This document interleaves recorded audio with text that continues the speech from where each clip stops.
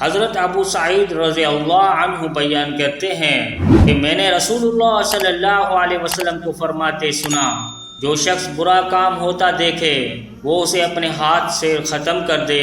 اور اگر طاقت نہ رکھتا ہو تو زبان کے ساتھ روکے، اور اگر اس کی بھی طاقت نہ رکھتا ہو تو اپنے دل سے برا جانے، اور یہ آخری درجہ کمزور ترین ایمان ہے۔ ایک دوسری حدیث ہے، حضرت ابو ہریرہ رضی اللہ عنہ سے روایت ہے کہ رسول اللہ صلی اللہ علیہ وسلم نے فرمایا، لوگوں پر ایک ایسا وقت آئے گا کہ آدمی پرواہ نہیں کرے گا کہ مال کہاں سے آ رہا ہے، حلال طریقے سے یا حرام سے۔ جنازے کے متعلق ایک حدیث ہے، حضرت ابو ہریرہ رضی اللہ عنہ سے روایت ہے کہ نبی اکرم صلی اللہ علیہ وسلم نے فرمایا، جو شخص جذبہ ایمان اور ثواب کی نیت رکھتے ہوئے کسی مسلمان کے جنازے کے ساتھ جائے اور نماز جنازہ پڑھے،